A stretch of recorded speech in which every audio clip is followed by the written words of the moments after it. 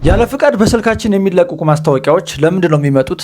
መፍትሄያቸውስ ምንድን ነው? በዚህ ቪዲዮ የምንመለከተው ይሆናል። ስንቶቻችሁ ናችሁ ግን ማስታወቂያ ያሰለቻችሁ? አንድ ቁጥር ጻፉልኝ። ማስታወቂያ ወደ ስልካችን የሚለቀቅበት ምክንያት ምንድን ነው የምትሉ ከሆነ ዋናው ምክንያት የሚሰሩት አፕሊኬሽኖች ማስታወቂያ እንዲይዙ ተደርገው የተሰሩ ስለሆነ ነው። አንዳንድ አፕሊኬሽኖች ማስታወቂያ የላቸውም። ለምሳሌ ኢሞ ማስታወቂያ የሌለውም አለ፣ ማስታወቂያ ያለውም አለ። በነገራችን ላይ ማስታወቂያ የሌለውን ኢሞ የምትፈልጉ ከሆነ ማፕቴክ የኔን አፕሊኬሽን ላይ ኢሞ ብላችሁ ሰርች በማድረግ ማግኘት ትችላላችሁ፣ የኔን አፕሊኬሽን ካወረዳችሁ። ስለዚህ አንዳንድ አፕሊኬሽኖች ማስታወቂያ የሌላቸው ነው ካልተሰሩ በቀር አብዛኛው አፕሊኬሽን ማስታወቂያ የተሰሩ ስለሆነ ማስታወቂያዎችን ማስቆም አይቻልም። ነገር ግን እነዚህ ማስታወቂያዎች በመጠኑ እንዲመጡ መቀነስ የምትፈልጉ ከሆነና አላስፈላጊ የሆኑ ማስታወቂያዎችን ግን ብሎክ እያደረጋችሁ አስፈላጊ የሚባሉትን ማስታወቂያ ብቻ እንድታዩ ማድረግ የምትፈልጉ ከሆነ አንድ አፕሊኬሽን ወደ ስልካችሁ ብትጭኑ ይመከራል። ይህን አፕሊኬሽን ወደ ስልካችሁ ትጭኑታላችሁ እንደምትመለከቱ ነው። ከዛ ከላይ የሴቲንጉን ምልክት ትጫኑታላችሁ።